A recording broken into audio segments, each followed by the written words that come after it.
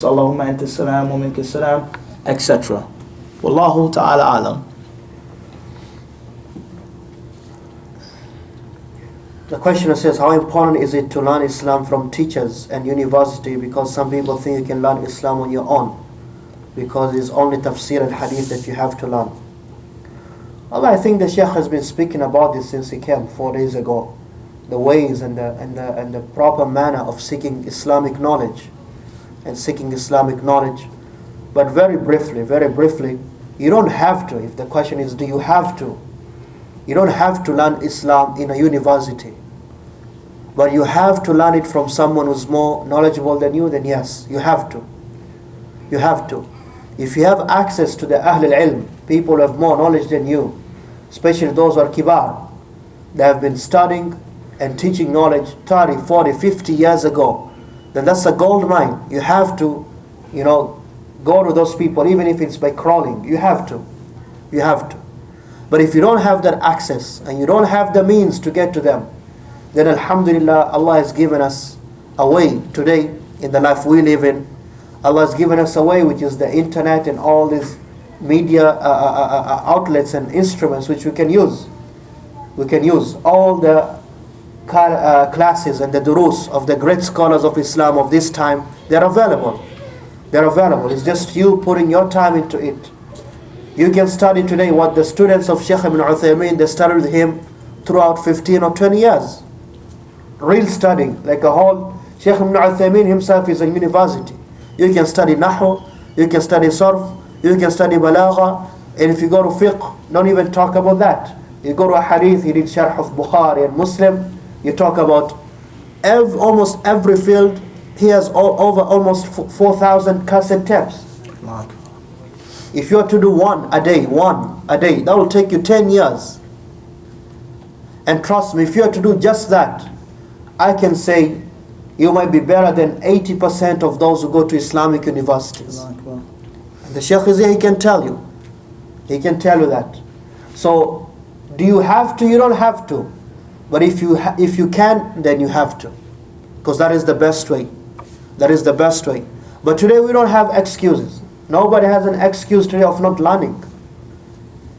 And that is what we are trying to do, and we say this, Allah subhanahu wa ta'ala, He says for us, أَمَّا بِنِعْمَةِ رَبِّكَ فَحَدِّثْ. As for the favors of your Lord, proclaim them. That is what we are trying to do in these humble efforts we have, sharing the small amount of knowledge we have with you, brothers and sisters, so we can help each other in the path. So the Shaykh emphasizes, get a mentor. Don't ask what books should I read. No. Find someone who can guide you. Find someone who can guide you. And you don't say it's just learning tafsir or hadith. No. Knowledge is deeper than that. Knowledge is deeper than that. It's not just tafsir and hadith. How are you going to understand that hadith? Now, is there a punishment for the one who speaks during an Islamic halaqah or class?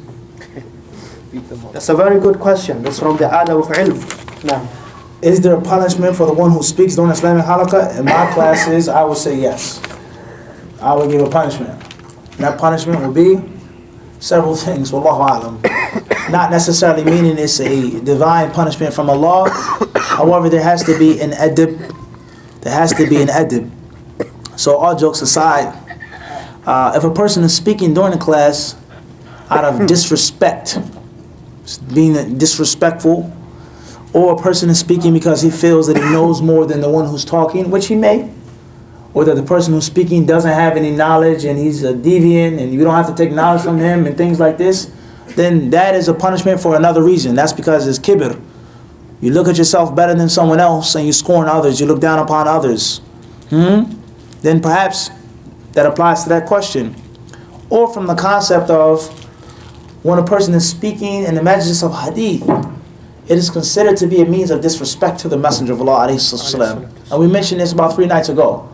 When we speaking about Imam Malik rahimahullah, that he would give the respect to the majlis of hadith like he was going to meet the Prophet ﷺ, taking a bath, combing his hair, putting on his best clothes, putting on oil, perfume, things like this. Or when he was bit by the insect and he didn't stop the hadith, and the list goes on. The list goes on. Raising your left hand, sticking your feet towards your teacher, all types of things that people, they do. So we say therefore a specific punishment, Allahu A'lam. But there are things that could be what? Done in a majlis, yani speaking and talking or other things, which could be means of disrespect to the knowledge of Muhammad sallallahu alaihi wasallam. And we've explained this as we said before. The hadith of the Rasul sallallahu alaihi wasallam deserve the same amount of respect and attention as if Muhammad sallallahu alaihi wasallam was sitting in front of you alayhi salatu wassalam. So if a person has a need, that's one thing, you have to say something, but just talking disrespectfully, nonchalantly, looking down upon someone, then Allah subhanahu wa ta'ala, these are all acts that are not Islamic. They aren't Islamic, yani. And there's a punishment for behaving in a non-Islamic manner. There are punishments for behaving in a non-Islamic manner. Wallahu a'lam. This is in brief. He says, is it only Is it only haram to withhold any knowledge or just Islamic knowledge? But the prohibition of withholding Islamic knowledge is very clear. It's very clear. As for any other type of knowledge other than Islamic knowledge, Allahu A'lam. Allahu A'lam. Is it sinful or not? I would say if it's knowledge someone needs, and you know you can benefit them, then it's not a proper manners to withhold that from him or her. Is it sinful or not? Allahu A'lam. But Islamic knowledge, yes. It is haram to withhold knowledge when you have the ability to convey it. Question says, if you touch a person who is of the other gender, does it break wudu or no? The easy, basic answer to the question, me personally, or to simplify things, we say what? When you touch your own private area, does it break your wudu? We have three main views of the traditional schools of thought. The first view, it does break the wudu. The second view, it doesn't break the wudu. And the third view, we say what? It is recommended to make wudu. It is what? Recommended. So therefore, touching someone of another gender is a branch of touching yourself. If you say that touching your own private area without a barrier breaks wudu, then perhaps qiyas can be made to say touching a woman's private area breaks your wudu. And if you say no, then you'll also say no. So when we study fiqh in brief, we have the what we call al-masail al-mansus alayha. We have issues that have been directly spoken about by Muhammad sallallahu alaihi wasallam, and then we have the issues ghayr mansus alayha, from which there's qiyas and istinbat and istikhraj. The ulama derived and extracted from those specific issues and gave furu'at fiqhiyya, branches and subsidiary issues of fiqh. And the second gender, those who study the traditional books of fiqh, he finds this. When you touch, for example, a man touching his own private area, does it apply also to your behind? Is it just a man's sexual organ, his penis, testicles, or also his buttocks? That's an issue. Then the list goes on. If you touch a woman, if you touch her private area, does that break the wudu? Or if you change a baby's pamper, does that break the wudu? And the list goes on. So these things are all branched off in the books of fiqh. Me personally, I hold the opinion of the hadith of Busra bin Safwan radiallahu ta'ala anha, which the Messenger of Allah alayhi salatu wasalam said, "Man massa dhakarahu falyatawadda." He who touches his penis should make the wudu. So me personally, I feel that if you touch your own, a male, you must make the wudu. As far as the feminine or the female private area, we say perhaps, rather, bal. We say in most cases, wallahu alam, if you touch a woman in her private area, something else will happen to you which will break the wudu. Something else will happen to a man which will what? Break his wudu. As far as touching your wife's hand, or her arm, or her neck, or her face, then I don't feel that that breaks the wudu. And it's a long issue of khilaf among the fuqaha. This is bikhtisaran shadid in brief. Wallahu ta'ala alam. There's a few questions, we're going to answer them very quickly, Khwani, so everybody leaves happy, inshallah. Assalamu alaikum. It says, greetings, greeting each other in the Muslim community, sisters, is hugging more reward than handshaking. The sunnah of the Prophet sallallahu alaihi wasallam, when you meet someone who you meet every day, is to shake hands. And when you shake hands, the Prophet sallallahu alaihi wasallam says the sins, they fall off just like how the a tree sheds its leaves. But when someone comes from a travel, someone has been away for a few days, then when you meet them, you can give them a hug. That is also from the Sunnah of the Prophet sallallahu alaihi wasallam. There's a brother here, he asked a question 2 times or 3 about the ayah in Surah Al-Ma'idah, verse number 51. يَا أَيُّهَا الَّذِينَ آمَنُوا لَا تَتَّخِذُوا عَدُوءًا لَا تَتَّخِذُوا الْيَهُودَ وَالنَّصَارَى أَوْلِيَاءَ بَعْضُهُمْ أَوْلِيَاءُ بَعْضٍ, to the end of the verse. And he says he needs a tafsir of that. This issue, Khwani, if I can understand what the question is hitting at, the issue of al-wala' wal-bara, al-wala' wal-bara, associating and disassociation or loyalty and disassociation is a very sensitive topic for many people who have not taken the time to learn it from the proper way and the proper sources. Al-wala' wal-bara, it is very easy for anyone to use this, and we see the people who are affected with the takfiri khariji ideology, those are the verses they use. So they tell you it's not from wala' al-bara to do business with a Jewish or Christian man. It's not from wala' al-bara for you to buy your car from someone who's not a Muslim. It's not wala' al-bara and this and that and that. We have to find the middle path, and this is what we've been talking about here. What is the middle path? And you cannot understand al-wala' wal-bara better, just like any other aspect of this religion. You cannot understand it and practice it better than the way of the Prophet ﷺ and the Sahaba. They are the best people who practiced this deen. They are the best people who understood the ayat of the Quran and the hadith. They are the best people. If you have doubt in that, you have doubt in your Islam. You have doubt in your Islam. So the Prophet ﷺ, he showed us what is the middle path. At-tawalli and muwala. What is the difference? When does it become kufr? فَهُوَ مِنْهُمْ. When do you become like them? Very briefly, and I don't know, Shaykh, if you have done some videos on this. Have you talked about this aspect? Akh Abdul-Rahman, have you spoken about this? Are there any videos which speak about this? Because I have to summarize. Where can the brothers find them? What's the YouTube channel? Abdul-Rahman Hasan. You go and our brother, inshallah, I think he has tackled this issue, because in the UK they have this problem. It's quite acute out there. Al-wala al-bara, if it is for the religion and you are allying with the enemies of Allah, that is someone who's not a Muslim, because you want them to be above the Muslims, you want their aqeedah to be above the aqeedah of the Muslims, then that is what is kufr. That is what is kufr. I'm talking very simply. But that does not mean you cannot have an interaction with someone who's not a Muslim. That is not part of al-wala al-bara. Why would Islam allow you, a Muslim man, to get married to a Christian or a Jewish lady? There's no contradiction.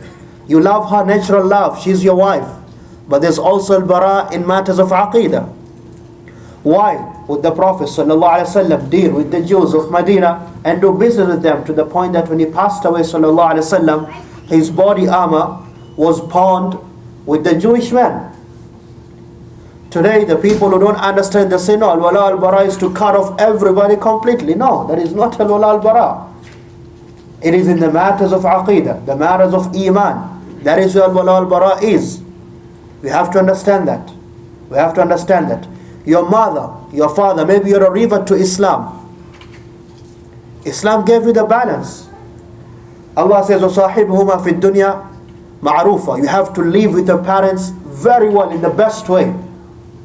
Yet there has to be bara, because they are not upon Islam at the same time. You understand? Where's the balance? You have to learn your religion. You have to learn how the Prophet ﷺ, he and his Sahaba, the Salaf al-Salih, how they practiced Islam. How they practiced Islam. Wallahu a'lam. We do this very quickly. Question says, is the thobe sunnah? Do I get rewards by wearing it? I really feel uncomfortable wearing it, that's why. I would say yes and no. It is sunnah and it isn't sunnah.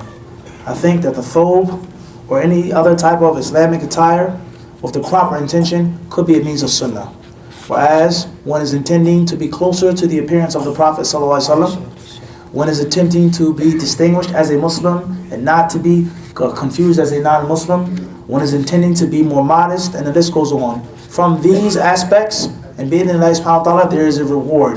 Whether it's a thobe from the Khalij, from the Gulf, or Moroccan jalaba, or a thobe from West Africa, or the izar of the brothers from Yemen or Malaysia or Indonesia, and the list goes on.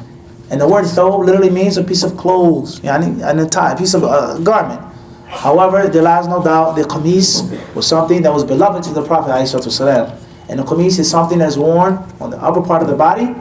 This is the jabe, the head goes in here, and it covers most of the body. So there lies no doubt whether it's a shalwar qamis, Pakistani, Indian, Afghani type, Bangladeshi type of qamis, or a Khaliji qamis, a thobe. These things are similar to what the Prophet ﷺ used to wear from time to time, and he was fond of. Also, if you wear the thobe because it's white, the Prophet ﷺ says the best color is white. Let the people who are living wear white, and shroud the dead in white. Perhaps, bi'idhnillah. As far as if you don't have this intention, and your thobe is beneath your ankles, and your thobe is tight on your arms, and it's, as the thobes are overseas, tight like a prom dress, say that's not sunnah. That's not the sunnah. إِنَّمَا الْأَعْمَالُ بِالنِّيَّةِ. Wallahu alam, there's much confusion about this issue. Some people say, no, don't wear thobe in the West. Shaykh Hasan he says this, he says this, and he says this, and he says that. People, this is what they say. And others say, you must wear thobe in the West. We say there is balance. You are prohibited from imitating the kuffar. You are prohibited from wearing tight clothes. You're prohibited from imitating women. You do not have to wear a thobe. You do not have to wear a qamis or an izar. As long as your awrah is covered, as long as it is not beneath your ankles, as long as it isn't tight, as long as it is in pure silk. Some ulama say solid red, which isn't the strongest view, but this is what some of them say, etc. Me personally, my personal opinion, I feel it is best for Muslim men to wear thobes. That's my personal reservation. I feel it's best. Especially a student of knowledge, especially an imam. It's my personal opinion. I don't feel an imam should leave the house with pants and a shirt on. And a student of knowledge should walk around with pants and a shirt on. Last but not least, only Allah knows how many places I've been in which dawah opportunities presented themselves for no other reason except that I had on a thobe and a kufi. I have a beard, so people don't look at me as, It's natural, it doesn't grow in, so they don't get that. Yeah, no cutting, inshallah. No Gillette, I'm a beard buster. But just the concept of what? To somebody, they see from a distance, I could be totally ignorant. Or I could be extremely knowledgeable, but he has on a robe. He's some type of holy religious monk. So people, they ask you questions, and I'm not exaggerating. Nafis has been with me many times in places before I've been without Nafis. People will come up to you and they'll ask you questions about Islam, Sunnah, Hadith, and Ilm, just because you have on a thobe. And if I didn't have on a thobe, there wouldn't be no opportunity for dawah. So my personal opinion is that Muslim men should wear Islamic clothes. And those who say the thobe is not this and this Persian and that, they don't understand. They don't understand. Wallahu alam. This is a question which is a follow-up for the question we answered about marriage. When parents they put the culture before religion during marriage time, do we have to obey them? This is specific. Every specific situation is different, so you come ask in private. What if you tell someone something which is wrong and you don't know it is wrong? Don't speak if you don't have knowledge. It's a basic principle of Ahl Sunnah. And we discussed this last week to the point that Imam al-Tahawi, he put this point in his Aqidah. This is not a point of Aqidah, but to show you how important it is, and it is a sign from the people of the Sunnah. You don't speak if you don't have knowledge. It's very simple. You save yourself from problems, you save others from problems. And Abdullah ibn Mas'ud radiallahu anhu, he said what? أيها الناس من كان عنده علم فليقل ومن لم يكن عنده علم فليقل الله أعلم.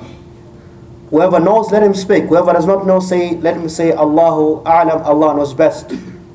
Allah knows best. Because Allah described His Prophet and said to him what? وَمَا أَنَا مِنَ الْمُتَكَلِّفِينَ.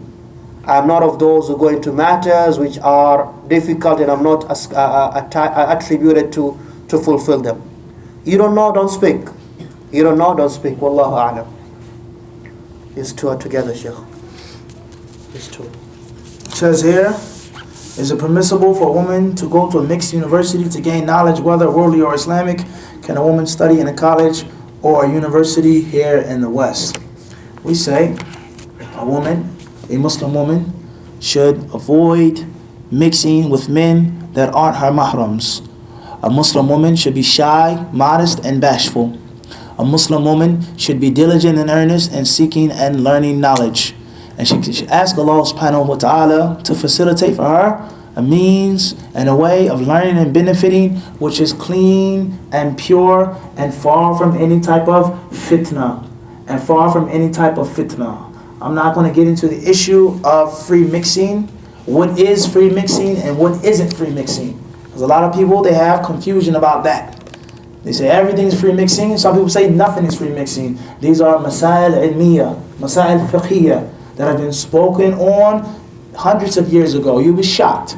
And some of the books, especially the explanations of the books of the Sunnah, the ulama, they spoke on these issues. This is considered free mixing. This isn't. The Prophet ﷺ, he went and he gave the maw'idah, the admonishment to the women. In other words, the women weren't with the men.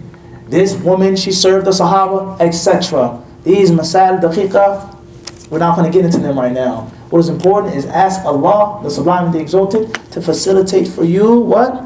A way to seek knowledge and to benefit inside or outside of a university. Knowledge is not exclusive to a university. There lies no doubt about that. And there are some universities that do promote good, sound Islamic knowledge. Everybody understand this? So therefore, a Muslim woman, she should avoid anything which is doubtful and dubious and troublesome for herself, for her honor, and for the honor of her family. As for the concept of free mixing, is it haram to go into a university that's free mix? Is it haram to teach in that university? I don't think that we have the proper time to speak on that because in my humble opinion, I believe that there are necessary details, tafsilat dururiyah, regarding the concept of al-ikhtilat. When it is, when it isn't, when it's haram, when it isn't, when there's a need for the knowledge, when there isn't, etc. That's my humble opinion, not no one else's opinion. Some brothers may say it's absolute free mixing in the universities. Some say there's nothing wrong with free mixing. Now I say what? There's what? There has to be tafsir. That's my opinion from my humble studies. And my reading from some of these books of the ulama of the past, there has to be some detail, there has to be some tafsil. Wallahu la yuhibbul fasad. Allah loveth not corruption. Wallahu alam. Say somebody suffers from a stroke illness and his recollection is not good, so he hardly knows how many rak'at he prayed. Allah, I don't know. Allahu alam. Question says somebody suffered for a stroke illness, his recollection is not good. We say, the ulama of Islam, they differ on this issue. How many days a person was unconscious? He says he hardly knows how many rak'at he prayed. A stroke. And perhaps if he had a stroke, then he was what? Unconscious. Perhaps. Say the fuqaha of the four classical madhahib, they differ. Some say 3 days, more than 3 days, less than 3 days, etc. If there's a lot of prayers that you missed, a week, 2 weeks, a month, if a person's memory has been stripped from him or her, then bi'idhnillahi subhanahu wa ta'ala, perhaps Allah will pardon them. Let them make up what they can. Let them give sadaqah. Let them ask Allah subhanahu wa ta'ala for protection. La yukallifullahu nafsan illa wus'aha. Allah doesn't put on a soul more than that soul can bear. And if a person is unconscious for days and for weeks and making up all of those prayers, or let's say a year, a person lost his memory. He can't remember. A part of his memory was taken away through that stroke. Then that's haraj. So that's a very tough difficulty. Wallahu ta'ala a'lam. It says we discussed earlier the prohibition of seeking knowledge not fi sabilillah, meaning not for the pleasure of Allah. Does that include worldly knowledge to earn money or profit? No, this is the ilm al-shar'i. The ilm al-shar'i, the knowledge of Islam which takes you to Allah. It is only supposed to be studied for the sake of Allah. For the sake of Allah. As for other types of knowledge, you want to get your degree in whatever it is, computer skills, to have a good job. There's nothing wrong with that. That's the reason we do that anyways. But even that, if you make your intention, Ya Rab, I want to study this so I can have a good job, so I can take care of my family, so I can feed some orphans, so I can propagate da'wah. That itself could be a source of good rewards for you. Wallahu a'lam. Maybe we should break here. It's 10 o'clock, Ikhwani. Unless you want to continue. Now? Young guys have no What do you say, place to Shaykh? go to their home. He looks tired, Shaykh. Allah Akbar. Yeah, but we gotta squeeze him because he's leaving tomorrow. Allah Akbar. And we don't know when he's coming back, so you better make the statement today, right here. Is it next month or? Allahu Akbar. Allahu Akbar. UK is next, inshallah. Bi'idhnillah, on the tour bus. Me and Hafiz. We're going to London. Bi'idhnillah. Bi'idhnillah. Al-Muhim, we have, let's say, 2, 4, 6 questions left. Let's answer them really briefly so everyone can leave and they'll be pleased. Yani, radiyna anna, inshallah. Allah yarda anna jami'an. Question says, as a new student to Islam, how do you know who to follow? We answered that. Question says, I have trouble concentrating in my studies, and some of my classmates suggested taking a pill known as Adderall. If my weak concentration requires the pill to concentrate and finish my studies, is it allowed for me to take the pill? I would not advise for you to take any types of pills that deal with your mental state. Seek help from Allah subhanahu wa ta'ala. Try a natural remedy. Avoid drugs. Drugs. This is a drug. I've seen someone take this pill before in the Prophet city. Wallahi, it was scary when he took the pill. It was scary. And I'm not saying that the pill doesn't work, but it was shocking.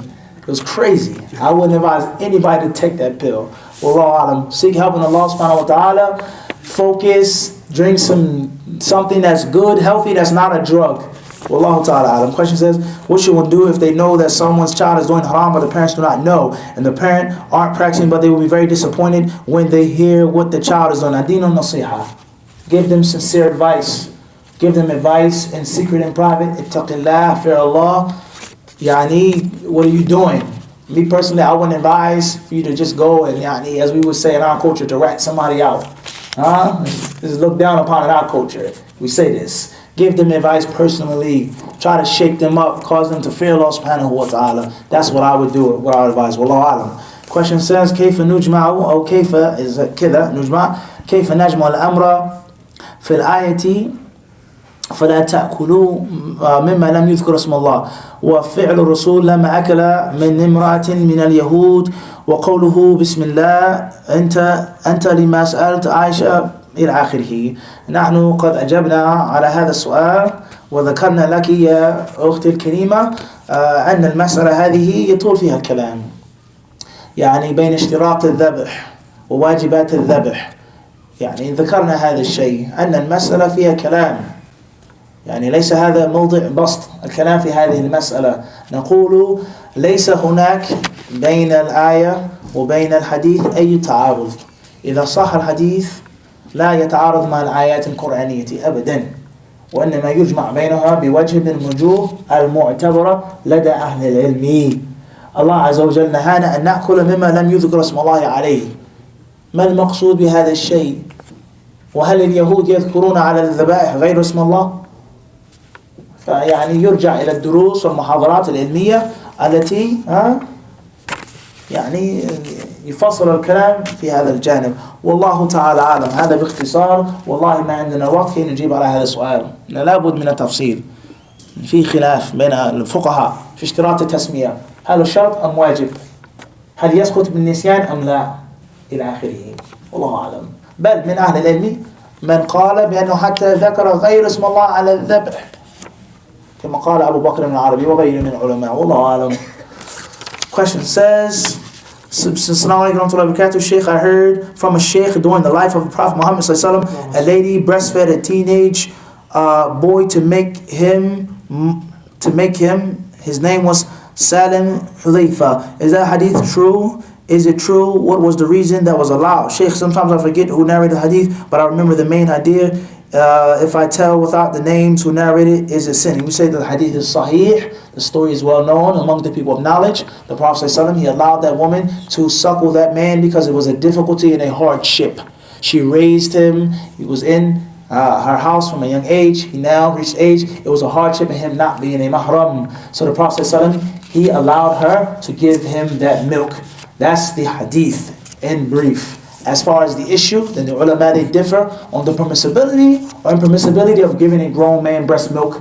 And when you do give a grown man breast milk, does it make him a mahram or not? There's khilaf among the fuqaha in that issue. Ibn Abdul-Aziz rahimahullah ta'ala, he said, whether you take the view that yuharrim am la yuharrim, it makes someone a mahram or not, the milk should not be given to a man except that he's a pious, righteous man. And that's one issue. The next issue is it giving milk to a man outside of the 2-year period, does that make a person a mahram or not? There's the hadith in which the Prophet ﷺ says, إِنَّمَا الرَّضَاعَةُ مِنَ الْمَجَاعَةِ, that breastfeeding and suckling is for hunger. In other words, that's the staple food of the baby. A grown person does not have breast milk as his staple food. Wallahu a'lam, hada bikhtisarin shadid. That's the summary. A visitor should Jumu'ah prayers for how long? Rak'ah, 2, 3, or 2?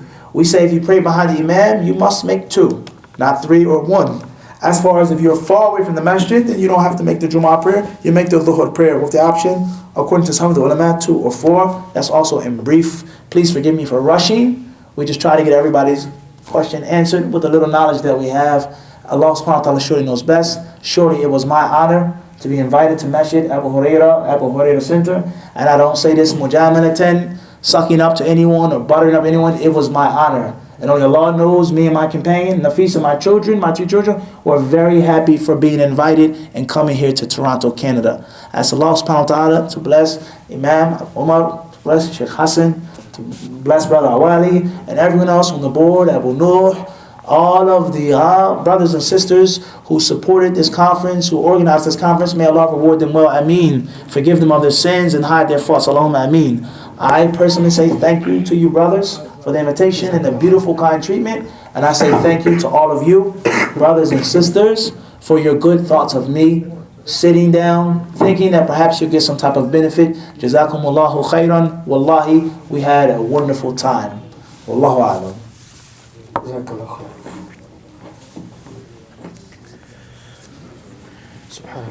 Bismillah wa salatu wa salam ala Rasulullah wa ala alihi wa sahbihi wa sallam, amma ba'd. Assalamu alaikum wa rahmatullahi wa barakatuh.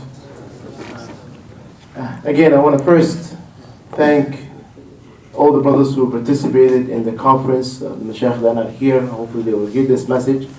But especially our brother Muhammad, Mufti Muhammad Munir. And it truly was, again, honor for us really to get to know him. I heard a lot about him before he came here. And he, alhamdulillah, is what I thought of him and more. I just want to share one thing that I know Abdul-Aziz is not going to be happy. Abdul-Aziz is not going to be happy that I share. We agreed not to share, but we have to share for the greater good that is there on it. I have to struggle with it, but I have to share it because really, I personally learned from it. Brother Muhammad, Shaykh Muhammad came with his 3 kids, age 9, 7, and 5, and of course with his boy Nafis as well. And I asked him, mashallah, is Mus'ab the youngest, 5 years old boy, is he the youngest? And he said, no, he's not the youngest. No, he said yes, he is the youngest. So I thought maybe, because the wife is not with him, I thought maybe he left it with the little kids. But he said it's not. So that means he gave a break to wife and he traveled by car from New York